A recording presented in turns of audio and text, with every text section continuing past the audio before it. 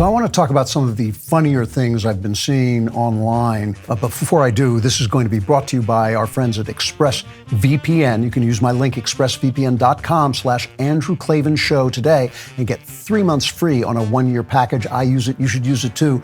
The other day on the show, I was talking about Ricky Gervais and Dave Chappelle and the fact that their new videos, their new specials on Netflix are not that funny, even though I think they're both very talented, very funny guys, and I like them a lot, but these aren't funny. And the reason they're not funny is after going after transgender people, they're not willing to go after the rest of the left. So I wanted to find some comedians and take a look at some comedians who actually do that. So listen to this guy. You know how like our country's falling apart, and then they're like, you know, the woke people are like, oh, this country was built on racism. It's like, maybe we should do more of that. Yo! Hold up! Maybe that was working. You guys like the railroad? Wasn't built by the LGBTs, I'll tell you that. Time out! Now this guy, he's got a following, and he puts on specials that are his own specials, but he hasn't got a special on Netflix, and he should. And the thing that is wonderful about this is that he manages to say these things that are indeed not only unwoke, but politically incorrect, but he manages to say them without any kind of animosity. And he does this silly Chinese accent. I can't do accents, so I can't do it, but he does this hilarious Chinese accent, and Chinese people show up to hear it. I'm gonna turn into a Chinese person now. I am her. And here's just another clip of him. I think this is his podcast. I think companies are going to stop being woke because they've realized that none of the woke employees are good. The only good employees are the non-woke employees, and they have to like hide them from the rest of the office. Like they have to be like, oh, that's Jeremy. He's our highest performer. Yeah, he's a little offensive. You know, there's always a pre. You know, they gotta warn you about the guy who's actually good at his job and tell you that he's a little prickly. No, he's funny. He's f***ing funny. People who are good at their jobs are f***ing funny. That's why this whole woke movement is slowing the economy down.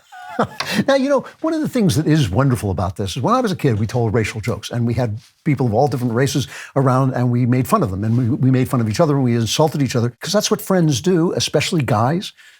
That's how guys talk to each other, right? You are a muffin-snuggling pirate puncher. So I asked my producer to find some guys who are actually working outside the box for real. Not like Chappelle and Gervais, who are basically attacking the right, but just thought the transgender thing went too far because it was so obviously ridiculous, but they're not attacking everything else. So I want to hear some real unwoke comedians. Here's another. Who's this guy? Troy Bond.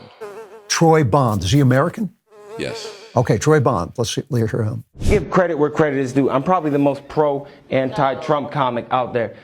You're not. Shut the up! Shut the up. As a white guy trying to talk to black people. I'm not. Bitch, no, you're not. What are you upset about? It's not me. No, a white person trying to make fun of black people. See, now you're crying, and I was just trying to make you laugh. No, don't do that. Okay, I'm sorry.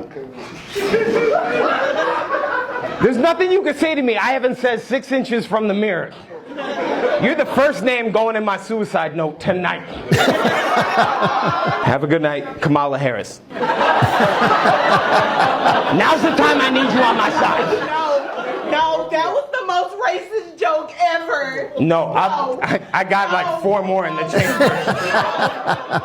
All it takes is a little bit of courage. I think it's the bravery that helps you beat this game called life.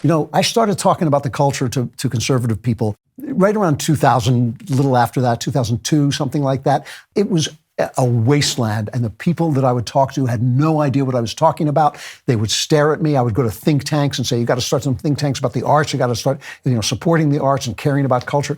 They stared at me. I cannot tell you how much has changed. All right, listen to this guy. But I will say, I don't know if you can tell by looking at me, I do have family members with Down syndrome. It almost got me. I dodged it, but it nicked me. Bit of a day walker myself.